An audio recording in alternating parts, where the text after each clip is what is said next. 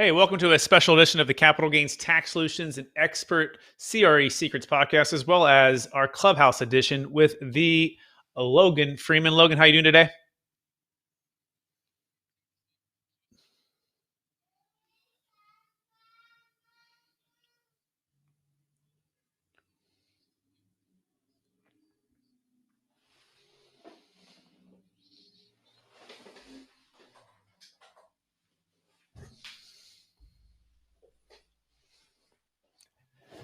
Absolutely, I love that. And by the way, I'm one of your hosts today, Brett Swarts. We kind of co-host this every Friday. I have the show, and Logan has his own show as well, which we'll talk about here later. But we kind of switch it off every Friday. We are kind of interviewing one another. We both have similar backgrounds, similar interests, and similar values. And the one thing we really centered this topic around is commercial real estate investing and helping add value to our clients via 1031 exchanges, deferred sales trust, and other ways to help each other and our friends, family, and clients create and preserve more wealth. That being said, Logan, what are we talking about today?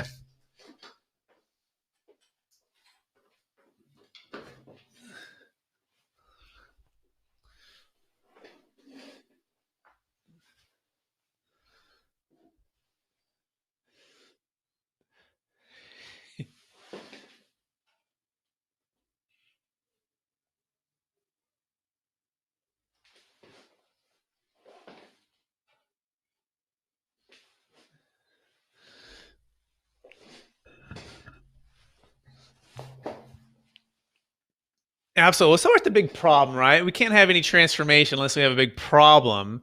So, what's the big problem facing highly appreciated owners of assets today? And when we're talking about exit plan, we're talking about selling highly appreciated assets, multifamily properties. It could be cryptocurrency. It could be primary homes. It could be stock. Right now, I think we would most of us would agree that prices are highly appreciated. Things are through the roof. It's a seller's market. But what's the pain point? Well, the pain point is capital gains tax, sometimes depreciation recapture. What does that amount? Well, sometimes it's 30 to 50%. So we've got to figure out a way to get something that's going to help get people off of the sidelines, perhaps, and sell their assets, and hopefully escape feeling trapped by that. In fact, remember what the stats show. According to the American Bankers Association, there's about 17 to 20 trillion dollars is going to pass from one generation to the next in the next 20 years. And this is by the baby boomers. Logan, this is our parents who are looking to sell, looking to retire from the toilets, trash liability, tenants, termites, rent control laws, and or just diversify and get liquidity, right? Get diversification, kind of go into preservation mode versus creation mode. So that's the big problem we're facing. So we're going to talk about transforming that here on the third secret. But Logan, any thoughts on just the pressure for some folks who want to sell but feel trapped and don't sell because of the capital gains tax?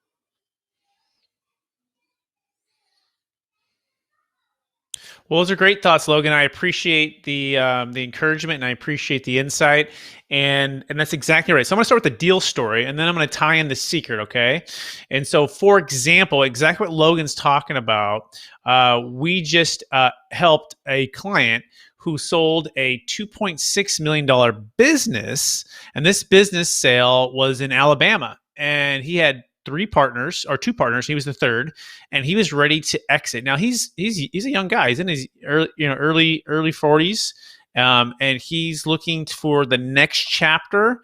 And he's looking at a big gain, 2.6 million approximately, and he's going to have about a $600,000 liability. So instead of selling and paying the tax, he sold and deferred the tax, kind of like put it into a 401k, kind of like put it into an IRA, kind of like put it into a 1031, kind of like a lot of things. But the simplicity of it is he deferred the tax, and then he's able to use those funds to invest into a couple different things. One thing, he's building 72 units, Logan, in Tennessee. By the way, if you had any buyers or anyone who's looking to buy in Tennessee, let me know. Okay, 72 multifamily units, mostly townhomes, 2 and 3 bedrooms. That's the first thing. Okay. Mm-hmm.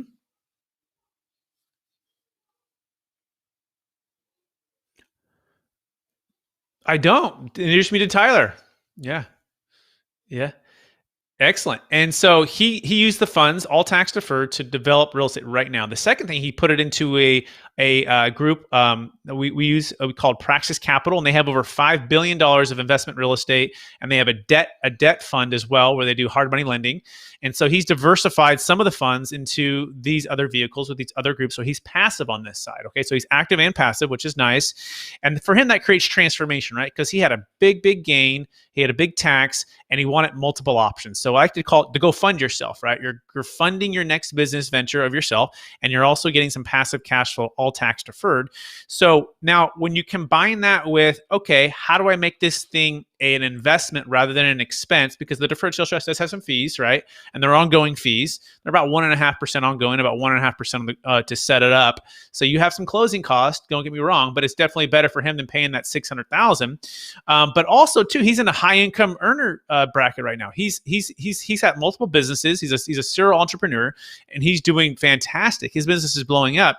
Well, if you know, like a 401k, Logan, or an IRA, how you park the money there, and by doing that, you get some tax benefits, right? You get some tax breaks.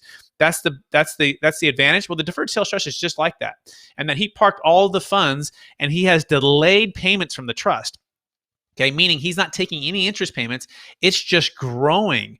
And this is part of how to make this an investment rather than an expense. Because guess what, Logan? If you're receiving less income per year, what does that mean for your personal tax bracket? It's going lower, right? Versus receiving 2.6 million all in one year, where would your tax bracket be? Way higher, right? So if you could say, look, I'm already making plenty of income this year, which he is, and I can just park this 2.6 million to the deferred sales trust, use it to fund my next business venture and invest passively, and let all of the proceeds, all of the interest that's being earned, just compile back on top of itself, right? So just grow it out. And guess what? When he's maybe 50, maybe he's 55, maybe he's 60 at some point, he starts to receive payments from the trust. And guess where his income might be at that point? Well, he might retire from his day job and it's gone lower. So do you see how the deferred sales trust is an investment and actually not an expense, because we've lowered his tax bracket? And that could be, tens of thousands to hundreds of thousands of dollars per year in tax savings by optimizing the time in which it comes out. You follow, Logan? Perfect. So that's the first way it can become an investment rather than an expense. We call it the income tax advantage. So if you have a highly appreciated cryptocurrency, investment real estate, a business that's producing a lot of cash flow, and maybe you have no depreciation left, guess what? Sell that asset, move it into the deferred sales trust, now invest it in multiple things, and let the income just compound, and you don't have to take the income. Now, we do like to see some income come out within 3 to 4 years, some small amount. We do like to see that, just so you know. We don't like to just not have any payments coming out. But it could be a small payment. It'd be $1,000 a month. It could be $500 a month. Doesn't have to be huge. Now, why does the IRS allow this, by the way? This seems like, whoa, this seems kind of weird. Well, the same reason they allow 401ks or IRAs, right? They're going to incentivize us to do things that they want us to do to encourage tax revenue. So by selling this asset, right, this business, it had a no basis, right? By unlocking that 2.6 million that was captured there, he was able to put it into other investments. He's literally building 72 units, which does what? Well, that helps to get people to live, housing. Housing is a big crisis. So the government is using the money that he would have paid a tax to incentivize that, which gives them more tax revenue. So it's a win-win for the IRS. It's a win-win for the client. And that's part of the deferred sales trust beauty. Okay, so what's the next part about this transformational part? And this is the secret. Get your deferred sales trust to work in your favor and become an investment rather than an expense. So the first thing is overall tax savings, right? The second thing is a brand new depreciation schedule, right? So if I own property and that property is fully depreciated, guess what? All that cash flow I'm having to pay tax on. Now, what can I do? Well, I can go buy more properties, right? And perhaps do some cost segregation on that. And then I can offset some of my other ones. That's definitely a possibility. Or you can sell that existing asset, put it into the deferred sales trust. Now, once the funds are there, guess what you can do? You can use the funds to go purchase real estate, all tax deferred with a brand new depreciation schedule. So I'll give you an example of this. We just did a deal in Vegas, a $20 million multifamily asset syndicator. They moved their GP positions into their own deferred sales trust. Then they sold another one in Arizona for $16 million and moved those funds into the deferred sales trust. Now, once the funds are there, they use those in partnership with them to go buy another new deal with the brand new depreciation schedule. So remember, Logan, in a 1031 exchange, your old depreciation schedule travels. So that's not good. That's why the 1031 is like a blockbuster. But the deferred sales trust is like Netflix, because guess what? You can use it to buy new deals with a brand new depreciation schedule, which then we're going to do what? We're going to do cost segregation. And then we're going to offset that. So do you see how a brand new depreciation schedule empowered by the deferred sales trust actually pays for itself, because now I can offset that cash flow? You following, Logan? Okay, so that's the second reason why the deferred sales trust is an investment and not an expense. Okay, third reason is the ability to buy real estate low. Okay, and I'll use this deal story from a gentleman who used the deferred sales trust for the first time in 2006. This guy's worth a couple $100 million. He's actually towards those cold states that you're in, Logan. He's in a place called Minnesota. People live in these cold states, these Kansas cities, like you, Mr. Kansas City, right? And he was in Minnesota. He loved investment real estate. And he, in 06 though, he saw the writing on the wall. He watched that movie, The Big Short, a couple of years later. He didn't watch it then because it wasn't out, right? But he knew something was happening. So he basically said, look, I'm going to sell high. I'm going to put into the deferred sales trust for the first time, park the funds there. 5 years later, that property was foreclosed on. And then what did he do? He bought it back at a discount. The bank called him and said, hey, we want to sell the property that you sold. We want to sell it to you. Do you want to buy it? He says, well, maybe. What's the price? He said 60 cents on the dollar. So he said, sure, that sounds like a good deal. So he moved the funds to an LLC in partnership with his deferred sales trust and went and bought that property with the new depreciation schedule. So he bought it at 60 cents on the dollar. So do you see how selling high in 06 and buying low in 2011, Logan, buying the property that you sold at a 60% or 40% discount can actually be how the deferred sales trust is an investment rather than an expense?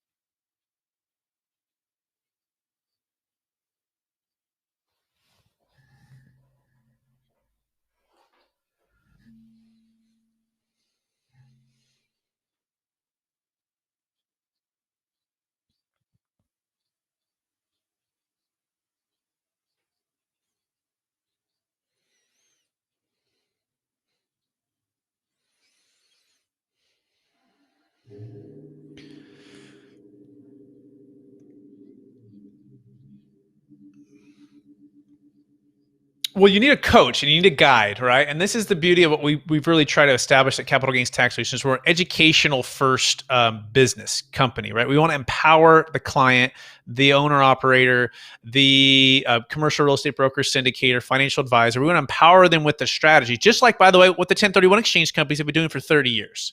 If you think about it, when I first started in 2006 in the business, I didn't know much about a 1031 exchange, but these 1031 exchange seminars, and these people would come in and speak about it, and we would read about it, and we look at it, and there's 5,000 companies that are out there all pitching the 1031 exchange, which, by the way, Biden might take away, and then all of a sudden they're out of business.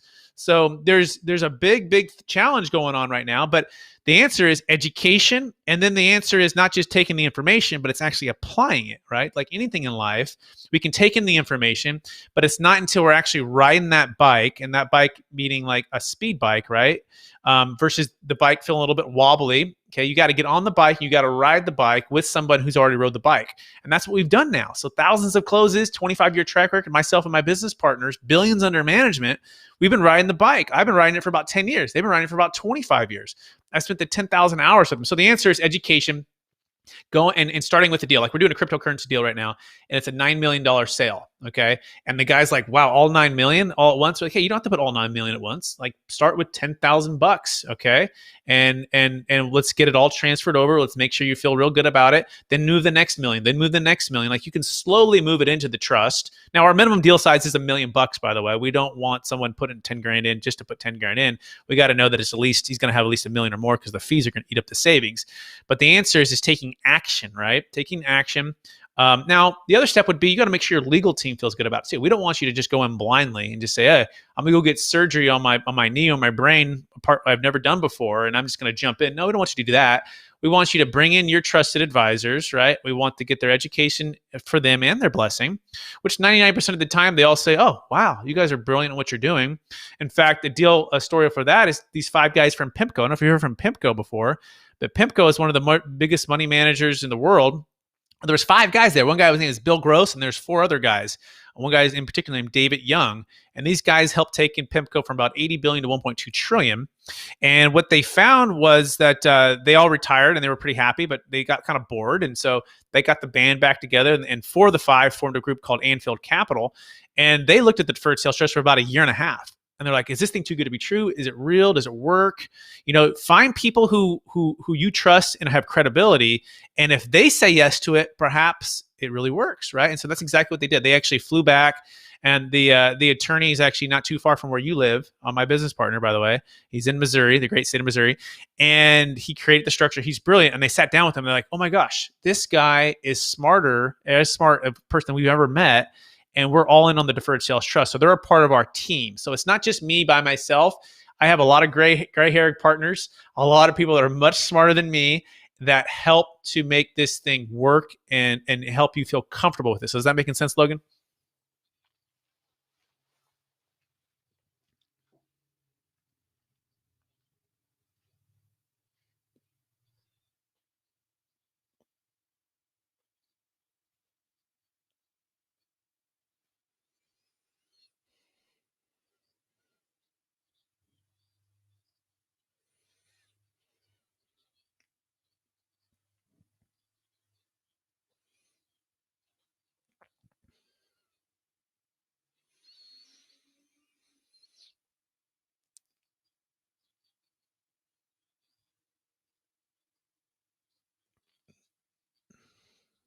Yeah, great question. So actually, Ashcraft Capital with Joe Fairless, we just announced about a month ago, we released our strategic alliance.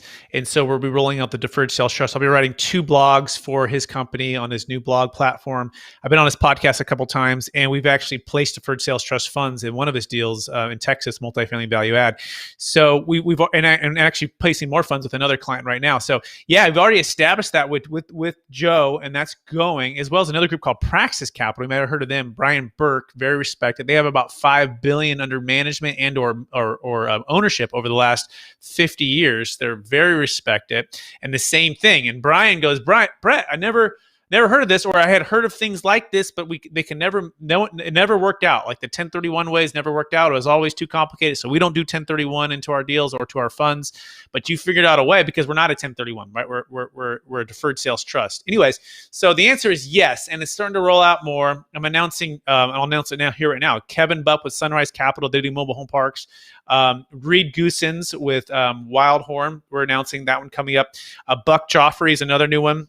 So we're rapidly rolling these out. And our goal, by the way, for our Deferred Sales Trust clients, in case you're listening, is to, at any given month, have a great value-add multifamily, mobile home park, or senior housing assisted living facility opportunity for you to invest in. See, a lot of our clients want diversification too, right? They might want to put a little bit with a Logan Freeman in Kansas City, Missouri on a value add deal, a little bit with the Joe Fairless on a Florida multifamily property or Texas deal, a little bit maybe in Tennessee on a value add deal. And when we can take, let's say, a $5 million portfolio and put it with multiple commercial real estate operators and diversify, it changes the game, right? Versus just doing a 1031 all into maybe one deal with one operator. Some people don't feel as comfortable with that, right? Because they want to, diversify. So the answer is yes, and we're spreading the message, and it's just one partnership at a time.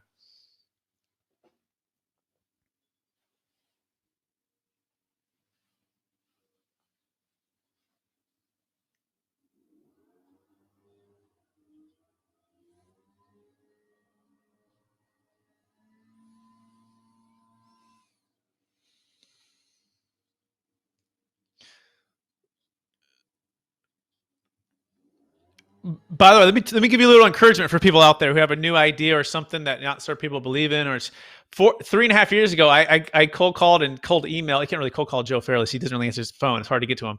I didn't have his phone number anyways. And I'm sending emails, and I'm like, oh, how do I get on a show? How do I get on a show? And how do I talk to him about it? And I know he gets approached with all kinds of stuff, right? And same thing with Kevin Bupp, by the way. Kevin Bupp, I'd really respect it and had listened to his podcast, but I just stayed persistent and eventually got through to Kevin Bupp and got on his show. And so kudos to Kevin for giving me a shot to talk. And then I used that show as leverage to go onto other shows. And it took me about a year and a half to finally get onto Joe's show after being on countless shows, right? And then also had a chance to talk with his business partner Frank about the Deferred Sales Trust, and he looked at it as well. So there was perseverance in this. It wasn't easy, right? But and I started out not knowing anything. Commercial real estate broker, new in the business, barely making it, barely surviving. And out of necessity, I had to find something creative like the Deferred Sales Trust to grow my business in 2009. Right? I was barely surviving at home. My wife was a full-time mom, and I'm living with my brother. I'm working nights and weekends at a place called Cheesecake Factory. And so by day, I'd be serving, be cold calling people and trying to close a deal. And by night, I'd be serving cheesecake. And it was 60, 70-hour weeks. And it was humble, right? It was humble experience. I'm making 20 grand a year, 40 grand a year, 50 grand a year. Like in California, where they're taking the taxes and the stuff, it's not a lot.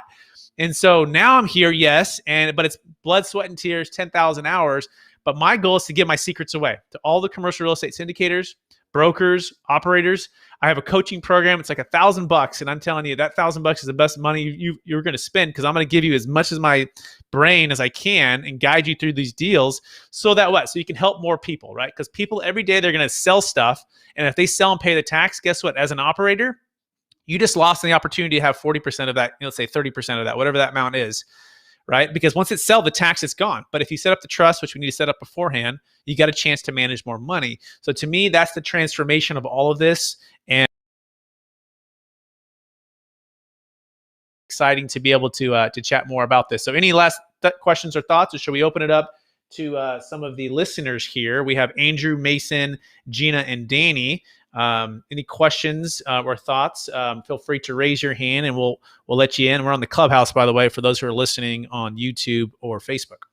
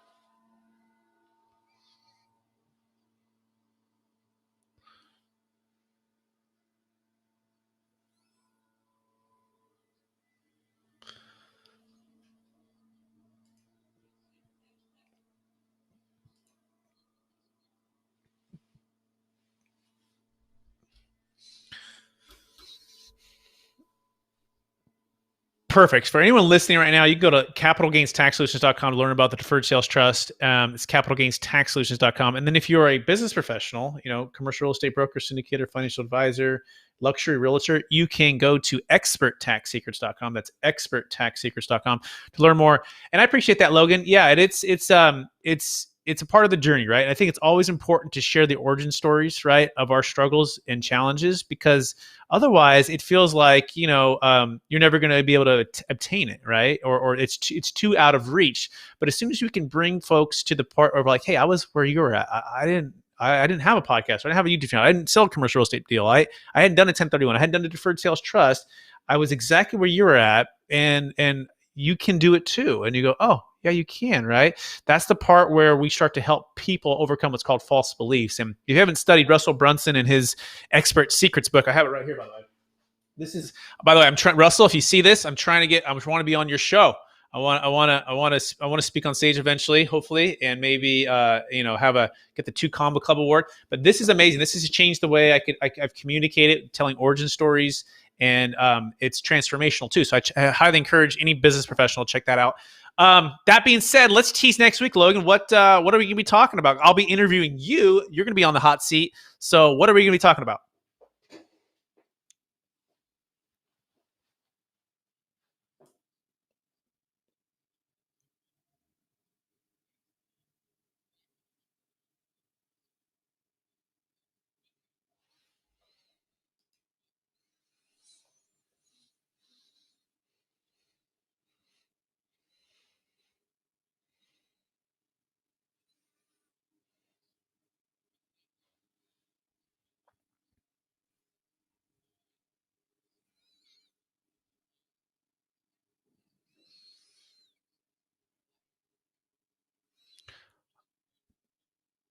Beautiful. And Logan, if people want to reach out to you right now, what's the best place to find you?